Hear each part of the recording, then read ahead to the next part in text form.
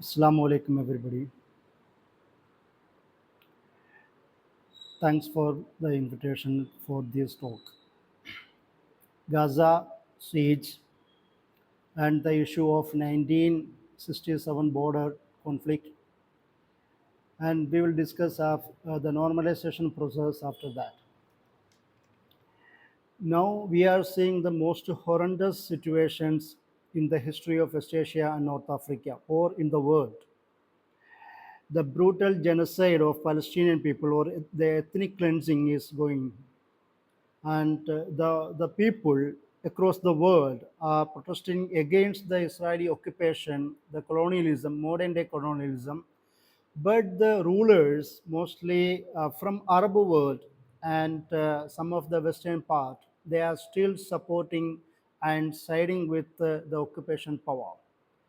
In this scenario, we first we will discuss about the what is the genocide, how it is happening, and I'll discuss the most important part of the genocide. The scholar Gregory Stanton, the president of Genocide Watch, this is a famous group that discuss or study about the genocide across the world. He developed 10 stages of genocide, which explain the different stages of which lead to the genocide. He described that the first one is the classification. As we discussed, the Palestinian genocide or the ethnic cleansing of Palestinian people, first we have to understand how this genocide is happening across the world. He mentioned at first the classification, said that differences between people are not respected. There is a division us and them that can be carried out using stereotypes or excluding people who are perceived to be different. That is the first one, classification. The second one, symbolization. That is a visual manifestation of hatred. Jews, especially, this study that Gregory S. Stanton did about the Jews' history. That is the irony of our discussion. The Gregory S. Stanton studied the genocide about the life, the brutal history of Jews that they were felt across the Europe. And he explained that Jews in Nazi Europe were forced to wear yellow stars to show that they were different from other Germans. The third one, discrimination. The dominant groups deny civil rights or even citizenship to identified groups. The 1935 Nuremberg laws stripped Jews of their German citizenship, made it illegal for them to do many jobs or to marry German non Jews. That is the discrimination. Another one, dehumanization. Those perceived as different are treated with no form of human rights or personal dignity.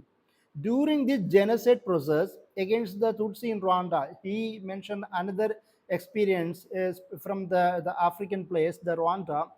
Tutsis were referred as the cockroaches. The Nazis referred the Jews as vermins. Now we know the Jews, especially the Israeli state, they name the Palestinians as Gentile, using the biblical narratives to discriminate the people or to dehumanize the Palestinian people. The second one, organization. Genocide are always are planned. Regimes of hatred often train those who are on to carry out the destruction of the people. We know that because in India we are facing every day this kind of problems. And another one, the polarization. Propaganda begins to spread by the hate groups. We know the how message works. We know how the WhatsApp groups works. We know in India that there are thousands of WhatsApp groups to dehumanize Muslims or other minorities, and they use this kind of organization and the polarization. And the Gregory Stanton still used the example of Nazis. He said the Nazis used the newspaper, their Schumer, to spread an insert message of hate about the Jewish people. The another one, the preparation. The perpetrators planned the genocide. They often use euphemism such as Nazi's phrase, the final solution, or cloak their two intentions. They create fear of the victim group, building up the armies and weapons. And another one, the persecution. Victims are identified because of their ethnicity or religion, and death lists are drawn up. People are sometimes segregated into ghettos, deported or starved, and property is often expropriated. Genocide massacres began. The persecution we know in India, or this kind of the wherever genocide is happening, they use this kind of preparation. And the next one, persecution. Victims are identified. And another one, the extermination. After the persecution, they use the extermination. The hate group murders their identified victims in a deliberate and systematic campaign of violence. Millions of lives have been destroyed or changed beyond the recognition through the genocide. And the last one, denial. The perpetrators or the later generation deny the existence of any kind of crime that is happening in Palestine. Now we know the modern day genocide of Palestine is telecasted, broadcasted across the region, and they are very proud of that. The leaders of Israeli regime, or the military leaders, or even a single military man, they are so happy to destroy the home, they destroy the house, destroy the instruments in the hospital. As I said before, all these data I have taken from the Holocaust Memorial Day Trust. That is the irony, because the Jewish activists, they still keep this kind of the list of categorization of their people that was happened in Nazi period. But the same time, these people are doing this the same genocide to the Palestinian people, and they categorizing them these people as the Gentiles. No, and they are using different kind of biblical narratives, and like Benjamin Netanyahu used the biblical narrations in the Mosai period, that to destroy the enemies. So we can see the same paradigm in the modern day, or in the current politics too. And of course, that is the crystal clear that there is a genocide taking place in Gaza. Over these past 18 months, Israelis go on military attacks killed 55,000 people, or more that. So the death toll is likely high much. The majority of Gaza, over 2 billion, they have forcefully displaced multiple times, and starvation is being used as a weapon of war. And the UN estimate that 90% of the housing units in Gaza, they are totally destroyed. And now we know the geography of Gaza. That's only 41 kilometers, 25 miles, and 10 kilometers wide, bounded by Mediterranean Sea, and close border with Israel and Egypt. It's totally now uninhabitable now. And before this attack, 2.2 million people, they were residing in different cities like Rafah, Khan Yunis, or their Bala, and in the Gaza cities too. But all these peoples, now most of the people are being displaced, and families, they are being displaced many times. They have to move to north to south, to north to south in different times. And about 1.8 million people are experiencing high level of acute food insecurity. I'm taking this the data from the UN websites. So they says that from their analysis, from 4 September 2024 to August, the coming August 2025, they want level of acute malnutrition were 10 times higher than before this occupation started. So that is the current situation in Gaza. And we must understand that why it was happened. It is not like the Hamas or the military leadership, by the leadership of Hamas with other fighters. They did the October 7 Tufan al-Aqsa, and because of that Israel responded to the attack. No, it was not like that. Even before that attacks, or this October 7, 2023, there was a violent years of Palestinian. At least 242 Palestinian, they, and including 47 children, has been killed by the end of the September, just before the October. By the September, they have killed 274 Palestinians.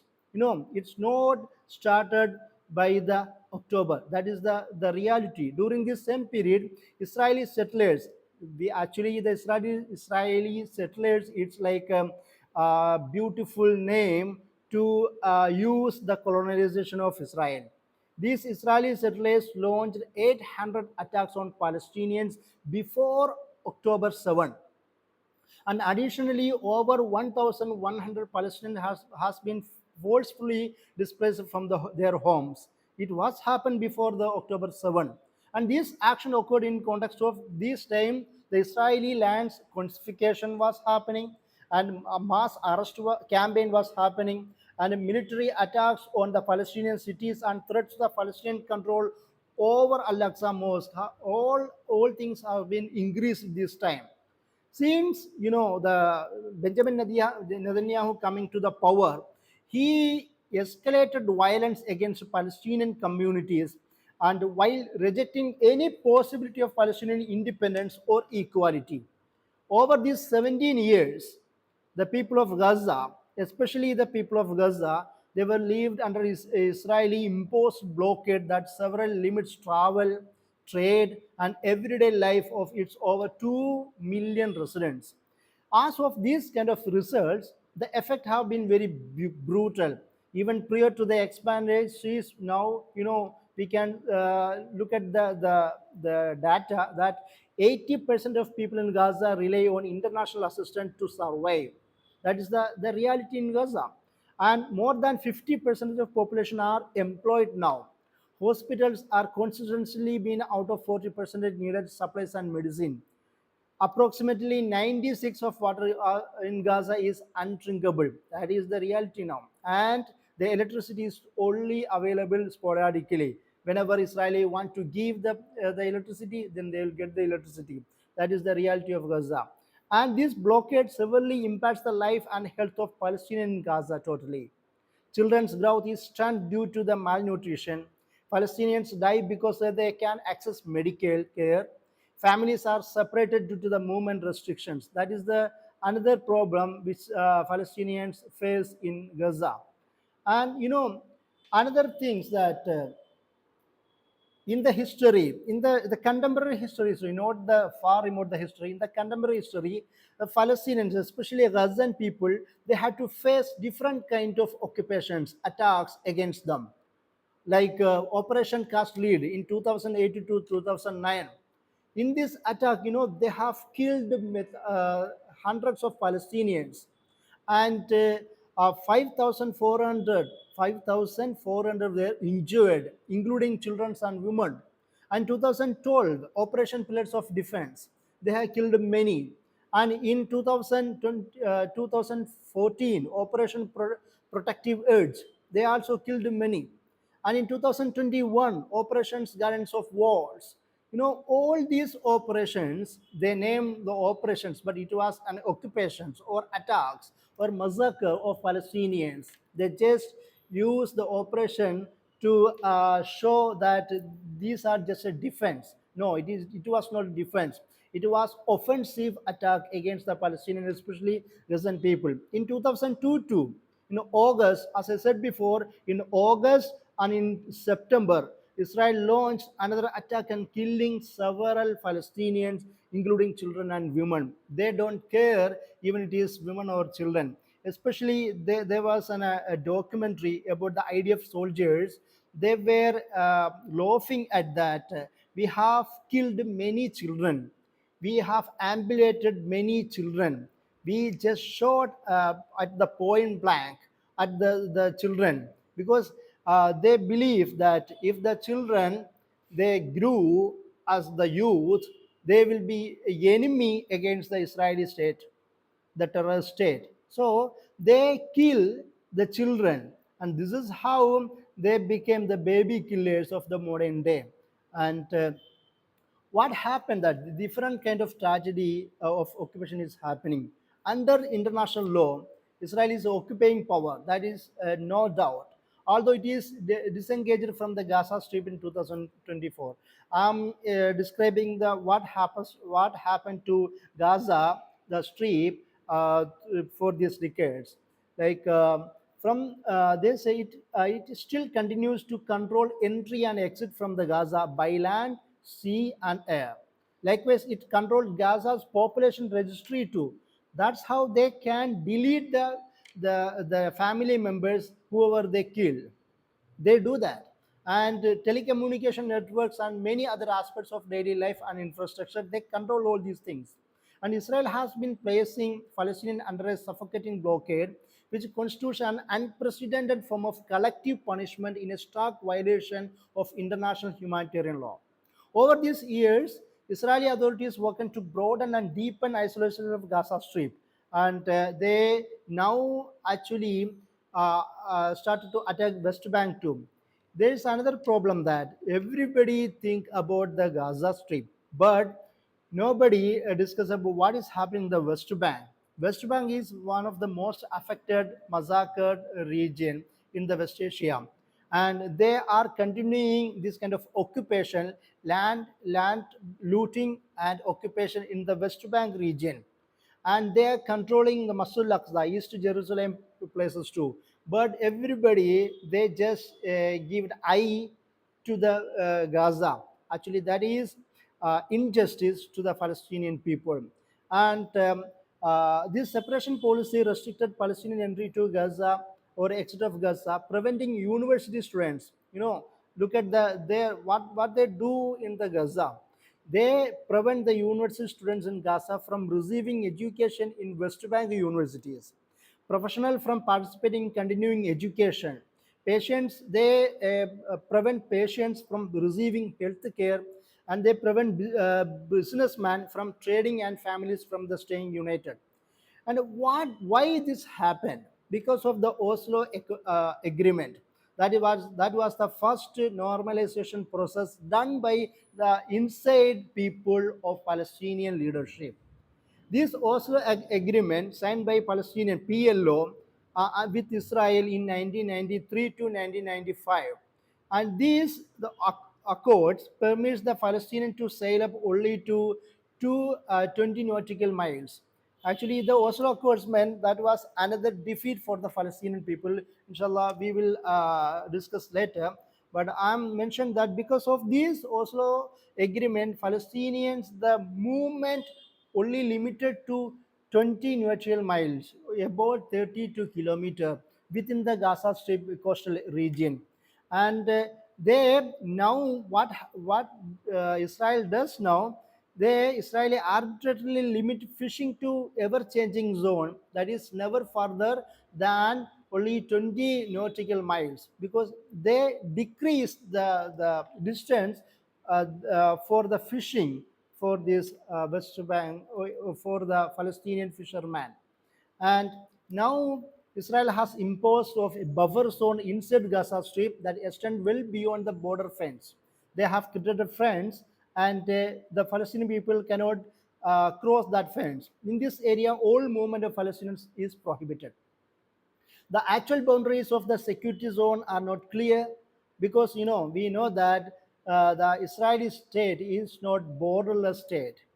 It is totally a borderless state. They don't have a border, they don't have a territory. Whatever they get from the occupation, that is their region, their place. They think like that. So because of that, all these the place, the line always seems to be shifting. Until 2008, pedestrian traffic was generally allowed up to 300 meters from the fence, and farmers could go as close as 100 meters in the course of their work. Now it is also being decreased day by day. However, the launch of first major Israeli assault, December 2008, Palestinians were ordered to stay out of much border swath of land, and that's how these there become off limits land. represented about 35 of Gaza land suitable for agriculture, because the lands also being grabbed by the Israeli state. After 2012 military attack, Israel erased these restrictions only to tighten them again later. Regardless of their official limits, however, Israeli forces are often target even farmers who work in the permitted area. You know, that is another the tragedy of Palestinians. The Palestinians who are work in their own area, they attack these people, carried out periodical grounds too. And the electricity crisis I explained before, the still then the dates to start blocked of 2006, when Israeli forces bombed the six main transformers at the only one power plant. Although the station was later partially repaired, the shortage of fuel also persists. As a result, the strip suffer from a large deficit in the electricity energy, with power outage for up to only 12 hours per day. That is another tragedy which Palestinian people are facing. Now, what is happening? They use all kind of medium to suppress, to kill, to displace the Palestinian. Now, after these all attacks, in between these attacks, they use two different kind of methodology to kill or to uh, erase the Palestinian people. That is one, the New Gaza Humanitarian Foundation. Actually, this New Gaza Humanitarian Foundation is totally US and Israeli backed entity. They distribute the food. Then what will happen? The people will come. They lure the people to that place and they will kill that people. That is another the cruelty which Israeli the regime does now. And this foundation continues operation of these sites. Despite documentation of over 380 deaths in the just 3 weeks, cannot be seen as incidental or isolated incident. Rather, it constitutes direct involvement in a crime of starvation and systematic targeting of civilians, a flagrant violation of humanitarian neutrality, and a clear contribution to the war crimes, crimes against humanity, and complicity in genocide. The most famous movement of human rights, Amnesty, expressed grave concern and asserts this the movement, the Gaza Humanitarian Foundation's operation, illegitimate, and they said that it is totally inhuman. And another way which Israel used to kill Palestinians, that Israeli forces are employing the local armed gangs.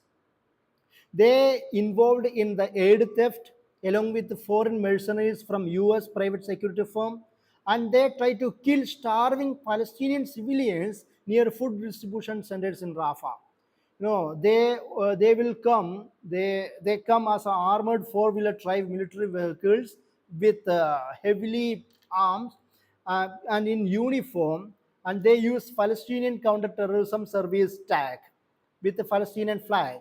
And this uniform specified to an armed gang formed by Yasser Abu Shabab.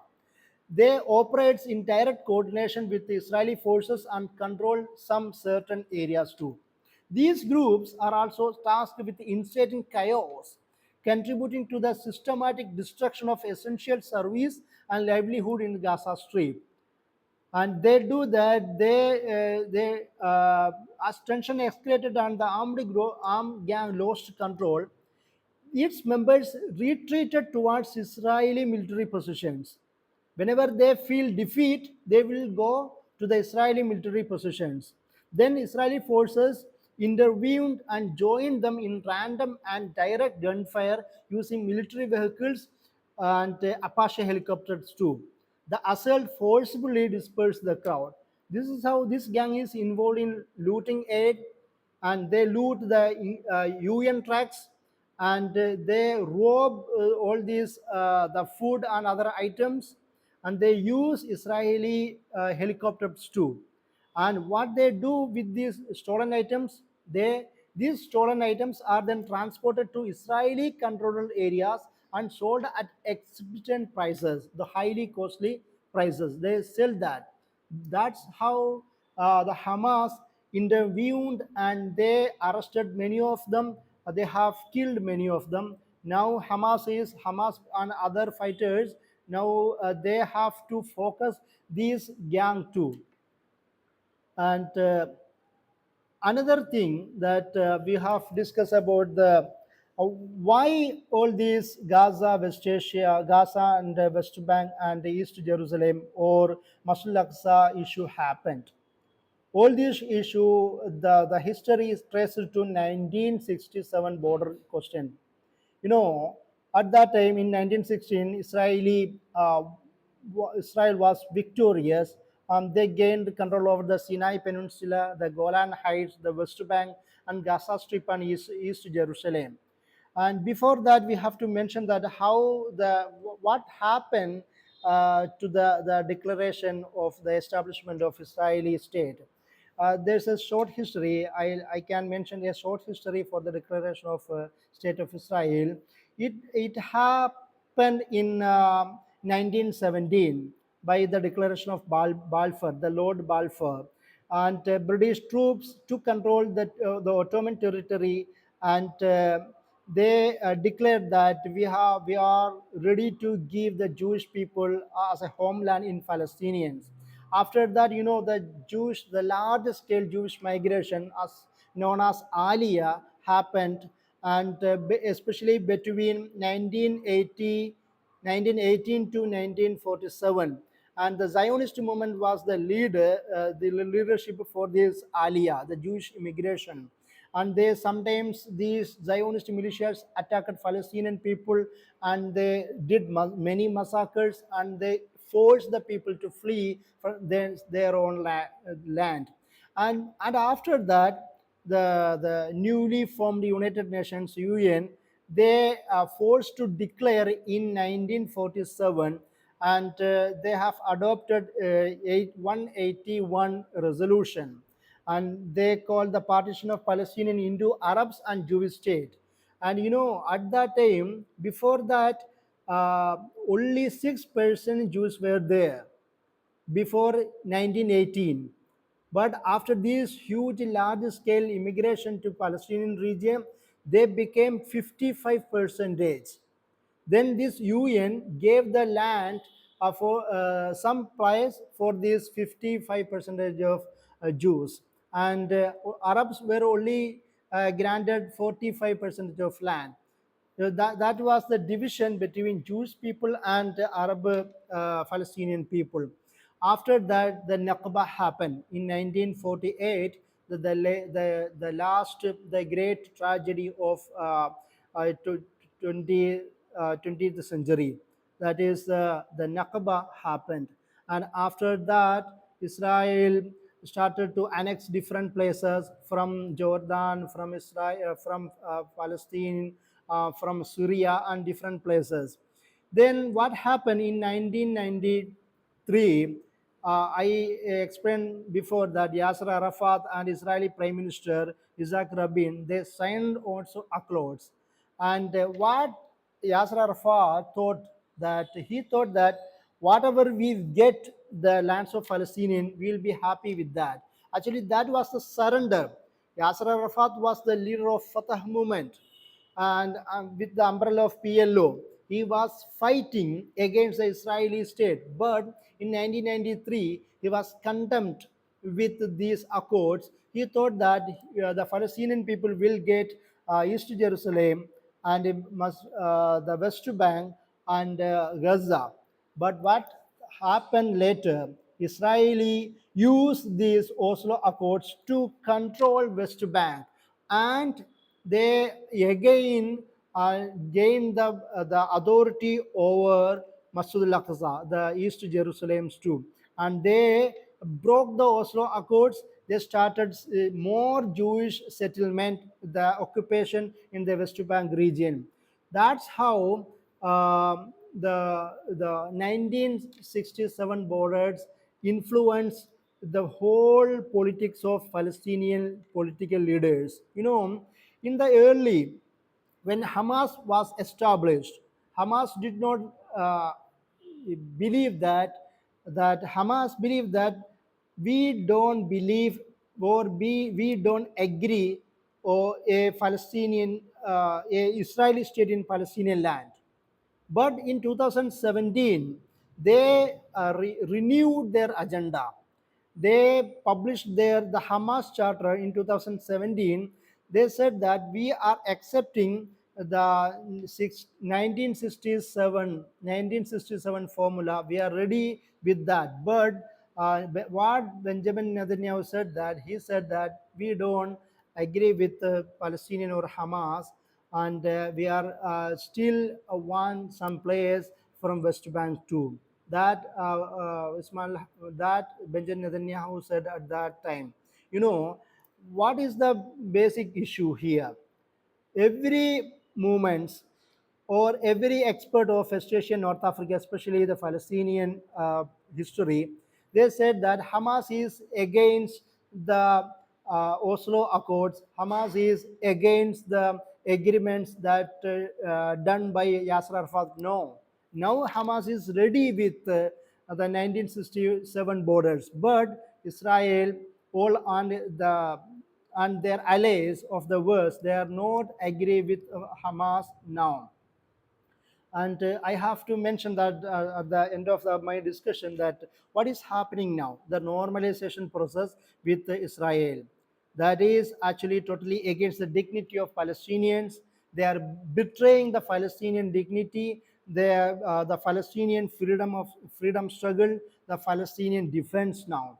It was started with Egypt in 1978 by the name of Camp David Accords between Anwar Sadat and Israeli Prime Minister Menachem Begin. Then they moved to Egyptian Israel peace treaty in 1977, 1979. So, and you know, we have to understand that Egypt was the leader again, the leader of the Arab war against Israel. But in 1978, Anwar Sadat surrendered, and Anwar Sadat accepted the reality. As he said that we have to accept the reality, and the ground reality especially.